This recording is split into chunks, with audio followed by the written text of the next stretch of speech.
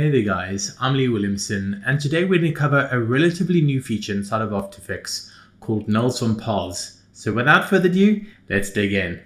So this week I had a bit of a conundrum where I had to animate this square, but I didn't know how to make the smaller squares stay attached to the square as it scales up. And I'd totally forgotten about a new feature in After Effects under Windows called Create Nulls from Paths. And let's show you the cool thing that it does. If I right click and I go Create Shapes from Vector, what I'm going to do is I've just broken it apart. So let me just keep a copy down here so I can see it. And if I scale down here, it's broken it into two paths. I'm only going to need one of these paths, so I'll delete one. And I'll delete the fill because I'm only going to need a stroke. I'm going to add the stroke back in. And I'll be sure to make the stroke color same color as that. And I'll scale up my stroke. Now that I've got the thickness, I can delete the other one. Just using that as a reference. And then I go into dashes and I add some dashes in here. That looks good to me. So the first thing I would need to do is to click on Path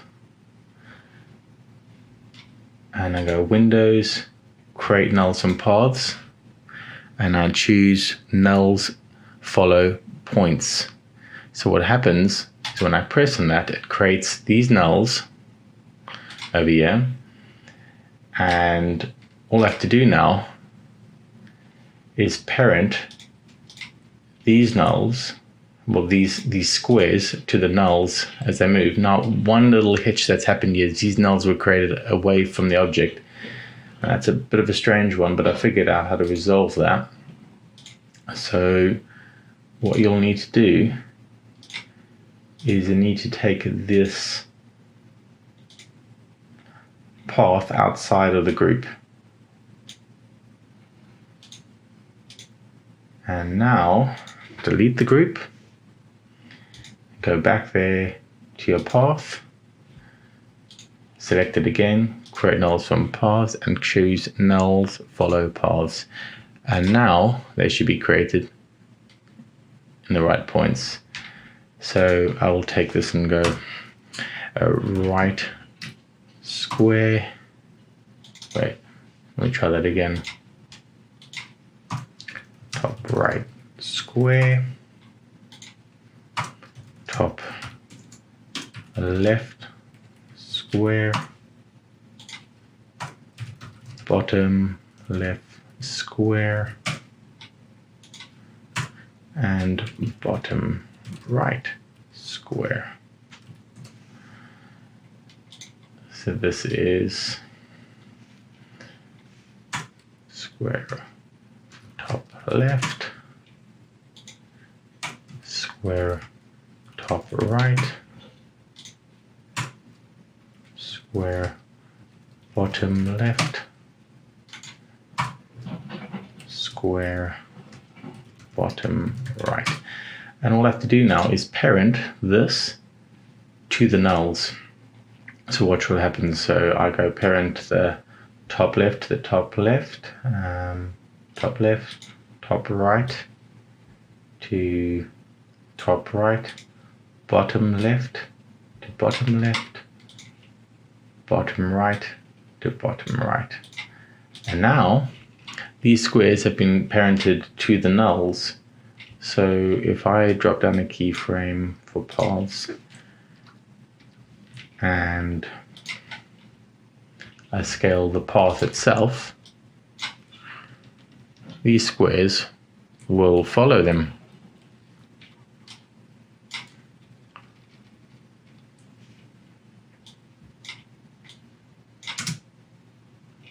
Which is fantastic. Now the other thing you can do also is, if I have to just delete these and I go back to Window, Create Paths from Nulls, currently when you scale your path, the nulls follow, but you can do it the other way around. You can say points follow nulls, and which means is if you animate your nulls, your path will reshape to where your nulls have been positioned. So if I just had to quickly show an example and click on it, now what happens is if I pick up that null and move that null wherever I want, it rescales. Now realize I haven't actually parented these squares, so just bear that in mind when you do it. Now the other one I haven't showed you is trace path, which is also a really cool one. If I draw a path,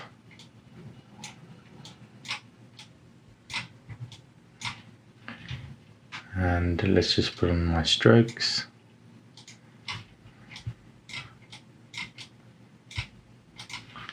And I will turn my fill off.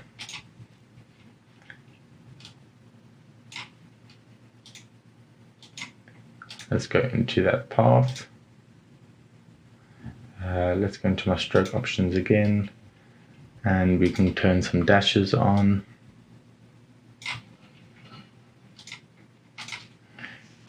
Just call this stroke.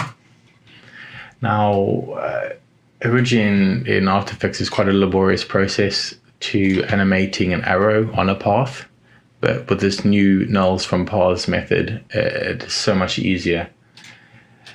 So if I go into my contents and I go to add and I choose trim paths,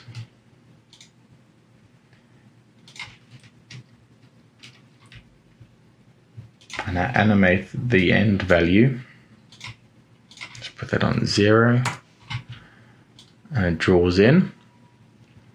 The cool way now to attach this mouse cursor to the end value of the path is made a lot more simpler. So first thing I have to do is go select path and say trace path, and now what you'll see is a null is attached itself to your path.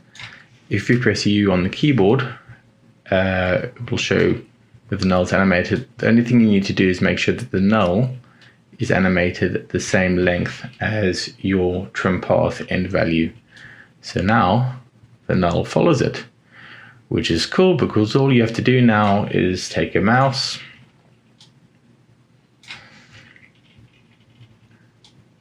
rotate it like that, and parent it to the new null.